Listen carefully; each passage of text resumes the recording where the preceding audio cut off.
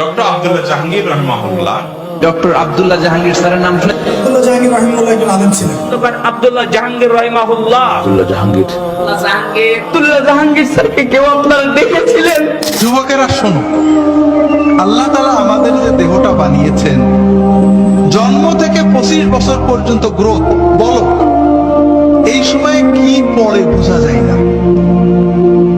আর এই সময়ে যে ফুর্তি আনন্দ, এটা কোনো আনন্দ না, এটা অস্থিরতা। জীবন শুরু হবে 25-এর পরে। যদি 30 থেকে মৃত্যু পর্যন্ত জীবন পেতে চাও, মৃত্যু নয় জীবন, জীবন মৃত নয়, সত্যিকারের জীবন, যে জীবনে ফুর্তি থাকবে, কর্ম থাকবে, শান্তি থাকবে, এই রকম জীবন পেতে চাও, তাহলে আমার কথাটা একটু মন দিয়ে শোনো। আল্লাহ তাআলা যে নিয়মে বানিয়েছেন, প্রকৃতির সাথে যুদ্ধ করে আমরা জিততে পারবো না। আল্লাহর প্রকৃতিকে মেনে নিতে হবে। আল্লাহ তাআলা আমাদের সৃষ্টি করেছেন, প্রতিদিন 6-7 ঘন্টা তুমি ঘুমাবে, গভীর ঘুম, 1-2 ঘন্টা খেলবে, কঠিন পরিশ্রম, তোমার শরীর ঘেমে রক্ত টকবক করে বেরিয়ে যাবে। ফুটবল, হাডুডু, ব্যাডমিন্টন, ভলিবল, দৌড়, সাঁতার, এগুলো খেলতে হবে। এরপরে 1-2 ঘন্টা আল্লাহর ইবাদত করতে হবে।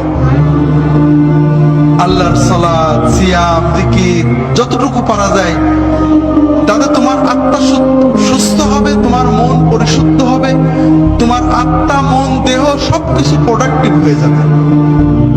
এরপরে তুমি 4-5 ঘন্টা তোমার 25-এর পরের জন্য কর্ম বা শিক্ষা নেবে। এইভাবে যদি তুমি চলো, তাহলে তোমার জীবন গতিশীল হবে, তোমার জীবন ইনশাআল্লাহ মৃত্যু পর্যন্ত সচল থাকবে। কিন্তু তুমি এখন খেলাধুলো বন্ধ হয়ে গেছে, সারাদিন মোবাইল, ইলেকট্রনিক মিডিয়া, আর খাওয়া তো কি খাচ্ছি আমরা দেখছি। ইউরোপ আমেরিকার লোকেরা কিছু সুস্থ থাকে, ঠান্ডার কারণে ওরা দৌড়াতে হয়, পরিশ্রম করে, আমরা গরমের কারণে ওইটাও করি না। সারাদিন মোবাইল দেখছি, শুনছি, কানে ইয়ারফোন লাগিয়ে শুনছি, আমাদের কান চোখগুলো নষ্ট হচ্ছে।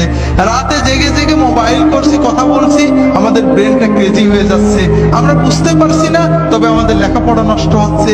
কিন্তু সবচেয়ে বড় ক্ষতি হলো অশ্লীলতা, ছবিতে অশ্লীলতা, গানে অশ্লীলতা, সিনেমায় অশ্লীলতা। এই যে কিছুদিন আগে কিং খান গান গেয়ে গেলেন, অশ্লীলতা ছিল না?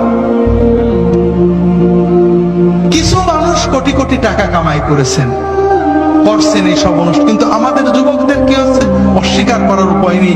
তাদের ভিতরে অস্থিরতা জন্ম নেয়, তাদের মনে হয় আমি আরো দেখি, আরো দেখি, টিভিতে বন্ধ হয়ে গেল, দেখি পাশের বাড়ির মেয়ের সাথে দেখা যায় কিনা, এইটা করে ওর অস্থিরতা, ওর পড়তে মন চায় না, ওর মোবাইল করতে মন চায়, ওর মনে হয় গল্প করি, এরপরে ও পাপের পথে চলে যায়, এরপরে হিরোইন ধরে, এরপরে ইয়াবা ধরে, এরপরে লেখাপড়া নষ্ট হয়ে যায়, ওর 25 হতে হতে ওর জীবনটা ক্ষতিগ্রস্ত হয়ে যায়, এর পরের জীবন জীবনমৃত হয়ে যায়, বাঁচতেও পারে না, মরতেও পারে না, ও হিরোইন গ্রহণ করে, মাদক গ্রহণ করে, এইভাবে সমাজটা আস্তে আস্তে ধ্বংস হয়ে যাচ্ছে। ঠিক না ভাই?